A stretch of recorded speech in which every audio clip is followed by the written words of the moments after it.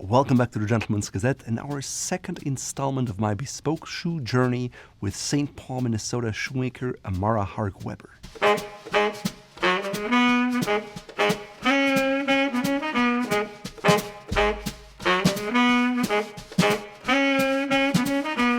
We film the entire process of how one pair of shoe is made by one person, start to finish, and you can find all those videos in our playlist.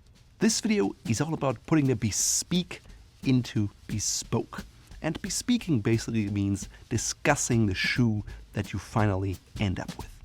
You'll be able to follow the entire process along the way. I'll provide food for thought, and we talk about things like the last, the broguing, the leather, and all the details such as the heel pitch that goes into a custom pair of shoes.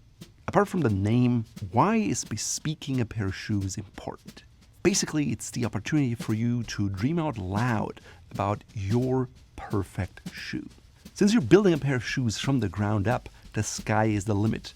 You can be inspired by an existing pair of shoes, a design that you want to improve, start from scratch, or combine the best of many worlds in one.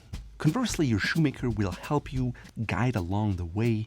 They'll talk about different costs of different details, where something is feasible, where they think they can do it, or if they're uncomfortable working in that way.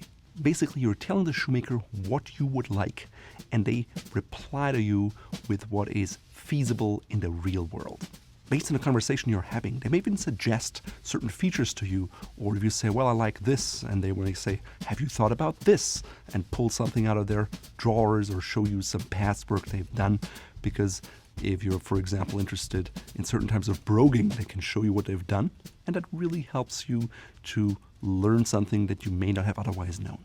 While most shoemakers will be perfectly fine with starting the bespeaking process in person, we believe the real bespeaking process starts long before the first conversation.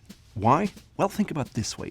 The more research you do beforehand, the more things you can point out that you like and dislike, the easier, more fluid, and quicker the entire bespeaking process will be. I found researching on Instagram was much more fruitful than going to bespoke shoemakers' websites. By using hashtags like bespoke shoes, alligator shoes, or fiddleback waist, you also find shoemakers that you don't know about, but they are really good at tagging their stuff, so you come up with lots of interesting visual material. Be creative with your hashtags. You can search for leathers, the heel, the waist, the stitching, the brogues, whatever it is that you like. Once you find a shoemaker, you can also go to their archive and start albums with all the ideas and features that you like and dislike. To keep myself organized, I saved the pictures and created albums, so I had all the things that I wanted in a shoe and that I did not want. Of course, you're not just limited to pictures. If you have videos or actual shoes that you want to bring in person, please do so. Personally, I wanted a bespoke look, aka something unique that I couldn't get from a factory shoe. If for some reason you can't find the things you're searching for on Instagram, maybe a Google image search will yield the results, or maybe going to eBay. As you start out, you may not know what type of shoe you want. Is it a loafer? Is it an Oxford, a Derby, or a boot? And it's okay not to know that, but if you do, of course, you can narrow down your research. That being said, don't be afraid to change your mind. Maybe you want a Chelsea boot when you start out, but then you realize what you really need is an Oxford. If your shoemaker's tech savvy like Amara is, consider creating a shared folder on Dropbox or Google Drive so you can share ideas, you can have a repository, because sometimes the best ideas don't come to you when you're focused in a session, but at home when you're sitting on a toilet. With Amara, I had her cell phone number, I knew her Instagram handle, and had her email address, so we communicated in 3 different ways.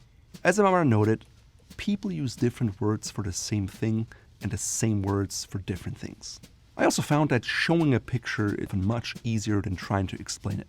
Frankly, there's so many decisions to make and details to consider that I found it really helpful to have a space where I could put down my thoughts at different points in time. I also shared all these notes and photos with Amara before I visited her for the first time, because that way she could prepare for the meeting and maybe she saw something that I really liked and she could pull out from her archives. Also, the shoemaker gets a better understanding of how much or how little you know about the process, and they can fill in the gaps. When you meet the shoemaker in order to bespeak your shoes, I find it valuable to have time and not to feel rushed. I also know that I'm a very detail-oriented person, so I budgeted at least 2 hours. Of course, we also filmed, which takes more time, but I think it would be terrible to cut this process short. I also think it's important that you're comfortable and at ease. I found Amara's store very welcoming. I found her as a person really charming, and I think we just had a good vibe and we connected. Because of that, I felt like I could really express myself, I could ask all the questions I wanted, and share all the things that popped into my head. I think if you don't like the shoemaker, or if the vibe is off and the communication doesn't work, I can see how the whole process is a lot more cumbersome and unpleasant. And maybe at this stage you realize this is not the person you want to work with. And that's okay. Most shoemakers want an idea of what they want to talk about so they don't forget about anything. We started first talking about lasts. Every good shoemaker I've ever met is proud to show you their lasts.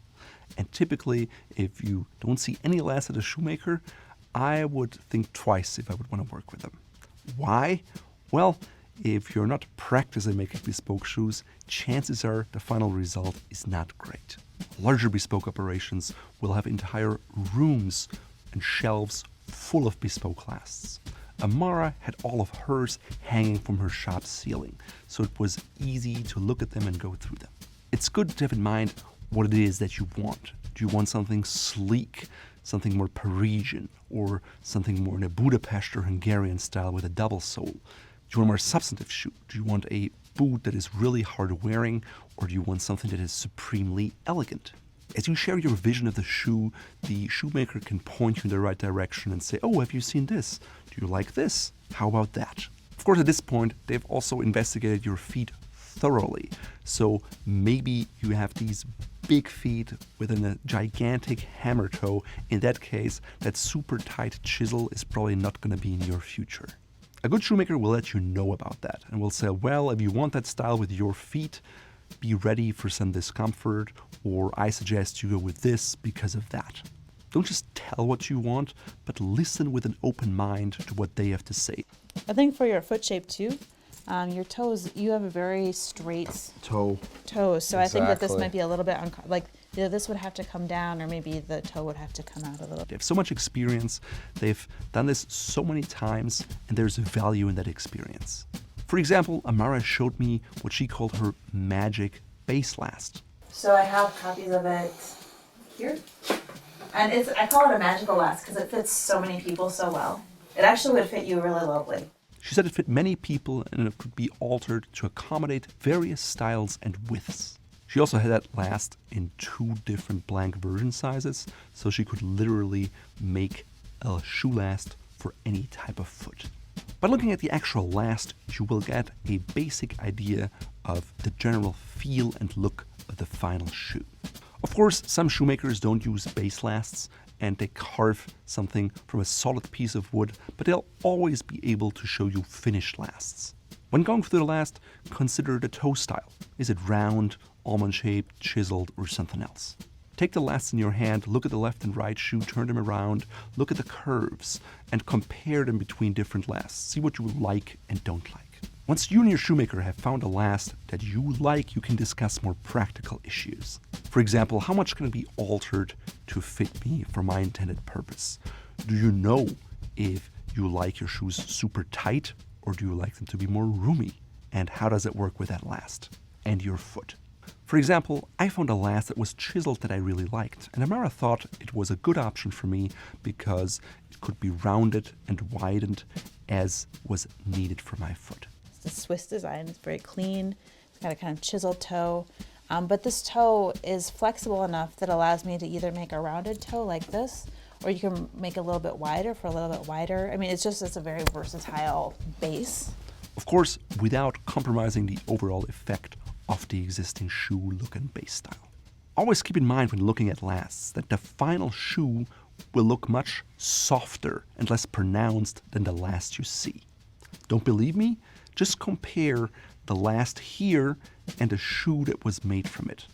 You can also take a closer look at the shoe tree, for example, and the final shoe. Not quite the same, isn't it? So if you're in love with the exact look of a last, you have to talk to the shoemaker so they can then make a last that is more extreme so you get that result that you're desiring. Of course, keep in mind that a shoe is basically the last plus several layers of leather, so if you want it slimmer, the last has to be really thin. And of course, it's not just your upper layer of leather. There's also lining and sometimes leather items in between. And all that builds up the look and makes it less extreme and pronounced. After you've settled on a last shape and maybe even a toe shape, now it's time to discuss the basics of the shoe. And yes, you can change a toe shape later on if you figure that the styles you chose would actually look better with a different style. But you'll have to start somewhere. This conversation can get very technical, so rely on the guidance of your shoemaker to explain things to you. And if you don't understand what they're saying because it's the words or maybe it just doesn't make sense to you, just speak up. Frankly, Amara and I discussed many details in the shoemaking process, down to the type of nails I wanted used, because I always thought that thinner nails looked a lot more elegant than ones with a chunky head. They're forged tacks in blue steel, in brass or stainless steel. You can have lost head nails, or sometimes shoemakers even clip off the heads, so you just get a very tiny look. Various lusters and head shapes will both have practical and aesthetical impacts on the shoe. I was interested in thin brass nails because they typically set apart the shoe from a mass-produced one. I learned quite a bit in those conversations, so be all ears, listen to your shoemaker, and let them guide you. They know what they're doing. Heels are another important topic in bespoke shoemaking, and they actually take quite a bit of time if you build them up by hand. Most people might not even think about it, but it's not just about the heel height, but also about a specific shape, how tapered it is, and how many layers of leather you want. There's no right or wrong, it's all about your personal preference and the comfort that you seek. The same is true for the heel stack, which is the amount of leather layers in a heel. Some people consider more finer layers to be more desirable because it looks different, but it's also more labor intensive to make. This choice comes at an increased cost, so the shoemaker will be able to tell you how much more expensive it will be, or if it's all fine and you can choose whatever you want. Now, the construction of the heel itself can be different. You can dry build it or wet build it. Little touches like these of a Cuban heel and the exact angle are all details you typically will not find in a factory-made shoe, but they're the beauty of a bespoke shoe. I talked extensively with Amara about all these little details, yet we didn't really settle on the final shape of the heel until we discussed the cap toe, or better yet, the faux cap toe, which was pointed. Why? Well, eventually we took that same pattern we had on the cap toe and transferred that triangular shape into the heel. During the bespeaking process, you also want to mention any special requests. For example, someone may not like any metal in their shoes. So instead of a metal shank, you have to use a wooden shank. Instead of metal nails, you have to use wooden pegs. But the question is the shoemaker comfortable and able to work with these different materials? Or do they just rely on one thing that they know and they do really well?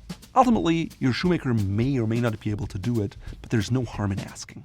Having covered the basics, Amara and I went from heel to tip to make sure we don't forget anything in the bespeaking process. Let's talk about the heel, because we started. We'll start from the bottom and the back. Yeah, from the top. Yeah, Let's do that. Let's do that. Okay. But heel, yeah, like I showed with that kind of double moon. I think that looks nice. Great. Talk about the heel, the sole, its thickness, the kind of leather you want, the lining, maybe the colors. Maybe you want just natural, non-chromed hand leather that is aniline dyed, or whatever it is that you want for your foot. This is the time to bring it up. In my case, I knew I didn't want boots, but a shoe, but we still had to discuss the lacing system or lack thereof. It's often said that your first pair of bespoke shoes should be a black pair of cap-toe Oxfords. Now, we believe that it entirely depends on your preference and your needs. If you're an investment banker and you wear black cap-toe Oxfords, by all means, go with that.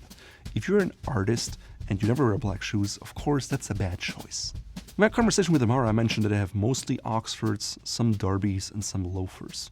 Nevertheless, I decided to go with an Oxford shoe as my first because I felt that I would get the most use out of it. I mentioned all the curvature and details I had in mind, and Amara was able to turn around on the spot and draw it onto paper. It was really nice to see something that I had in mind come to life in their vision on paper, to an extent I could not have done myself. Always be sure to explain what you find appealing, and if you don't have the right word, use a picture. This is where your previous research really comes in handy, because sometimes it may be frustrating when you want to communicate something, but the shoemaker doesn't seem to understand. Most shoemakers will also have a base way to do things if it's not specified by the customer. For example, Amara typically does a heel that is about 1 inch tall. If your shoemaker has a particular reason for doing things, they'll typically be able to explain to you why, but it's all based on their experience and how they're comfortable doing things. Trying to make them do it in an entirely different way may not yield the results you're after. If there's a contradiction between something that you want or something that you read and a shoemaker and their ability, just discuss it, bring it up. For instance, on the welt, Amara typically does 8 stitches per inch or 2.5 centimeters. I asked if she could do 12, and she said yes, she could. For the sole, I knew I wanted something slimmer that was elegant and not something that was super thick with a double sole, because I already own a lot of shoes, so wearing things out was not a concern for me. I think this would be nice. Yeah, like looking at the model shoe here, I think this one was extremely thin. Yeah. This one is too thick. That one is quite thick, and 2, they have a layer of rubber on the bottom. Yeah, I don't like that. Of course, someone else may have a much smaller shoe closet, and so having a bespoke shoe that doesn't wear out quickly is their first and foremost concern. For the waist of the shoe, I showed Amara an example of a fiddleback waist, and she pulled up a shoe and said, "Hey, what do you think of this?" and was like, "Yes, like that." If you're having, the shape of the waist is more slim, everything is going to just be, it's going to be a slimmer profile. Yeah. Yeah, that makes perfect sense. I like that. Then I also like, like here how you kind of, and you can oftentimes, right, that's what happens is it's thinned out here and just like bent over like that and made slimmer. Yeah. And then and you did a nice job here. I think, here it's like you have a more pronounced fiddleback that would then, but then over here it's like rounded a bit again, it's like it goes from the round to that, back to the round. I think that's quite nice. Of course, it gave me confidence in my choice because I knew she had already done it in the past and that there was no question that she could deliver. Also, keep the overall aesthetic in mind. Amara said that the slimmer the waist, also the slimmer the heel has to be. This type of guidance can be really helpful because you may think you want all these details combined in a shoe, but as the shoemaker envisions the shoe in their head, they can tell you this is actually at odds and typically it doesn't go well together. We also discussed toe spring because I mentioned that my shoes typically wear out first at the tip.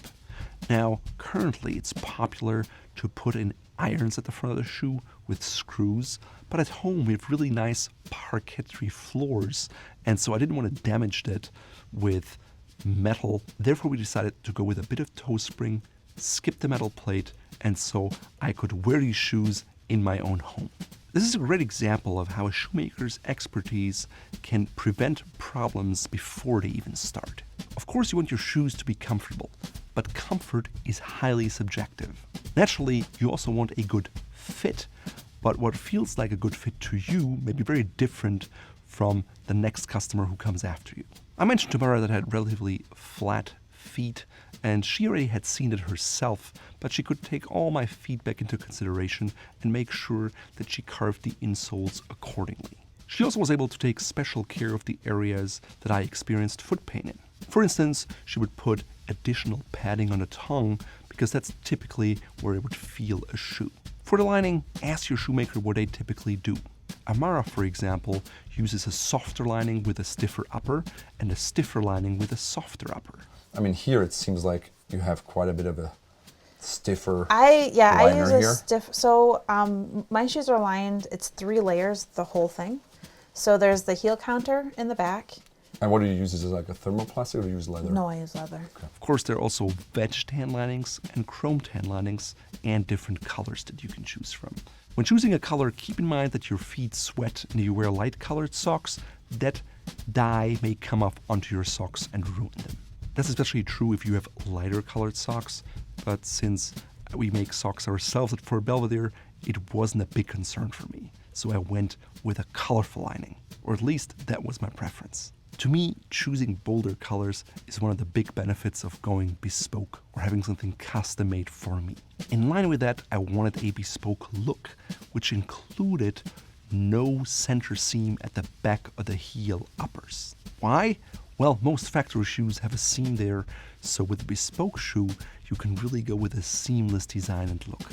I know most people will never notice, but I do, and everyone into that stuff will do too for sure. There's also what is known as a true hole cut, where you just take one piece of leather, cut it, and then pull it over the last without any seam.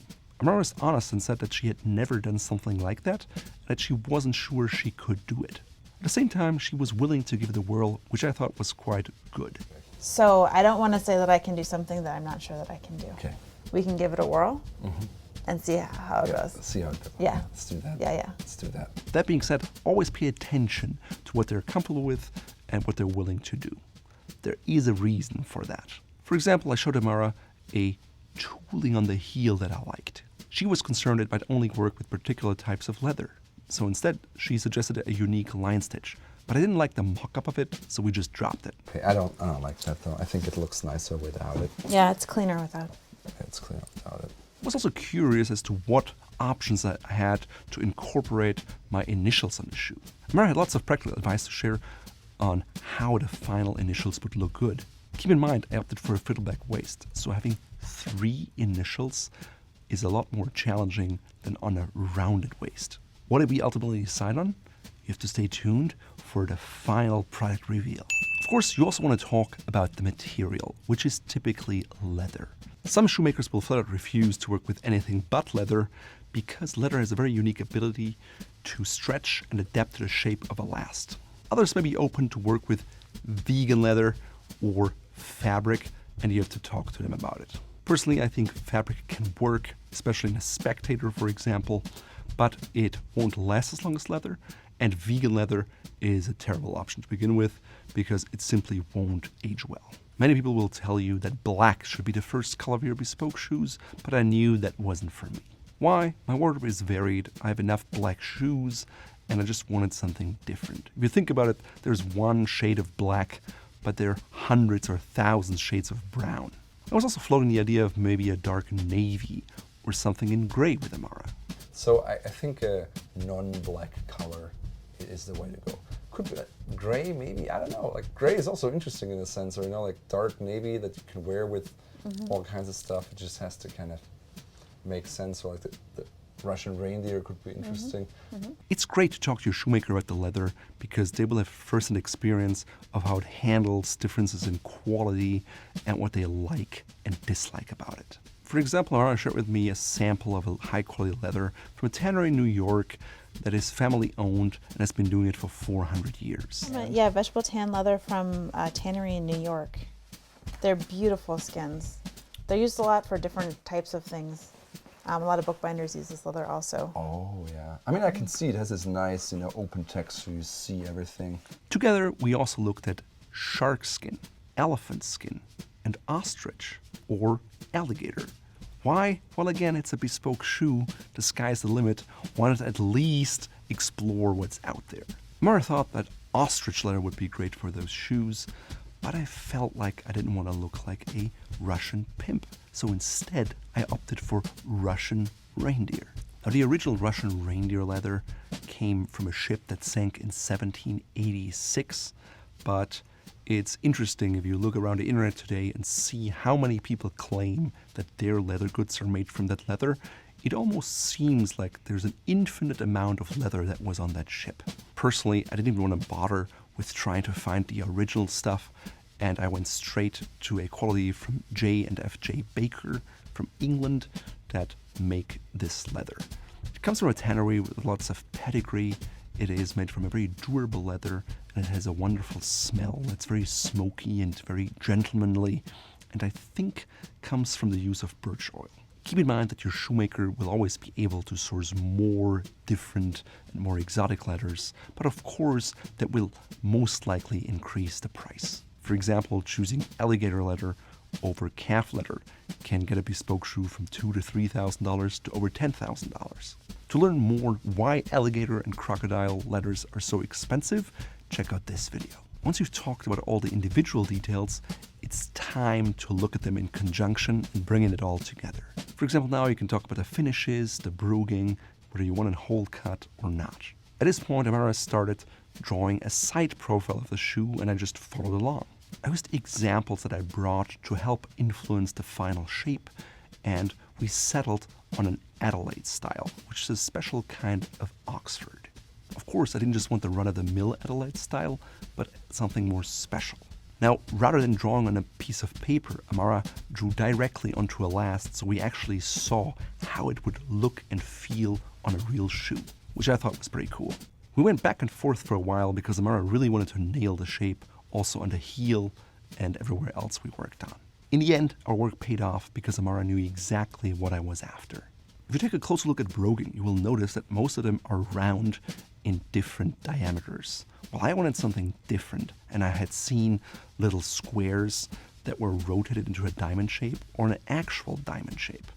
Of course, she didn't have the right tools for that, but she knew what I wanted, and so she could now go out, try to find the tools, then do some samples, and come up with something that would satisfy my taste. If that happens, of course they'll charge you more because they have to buy special tools just for you.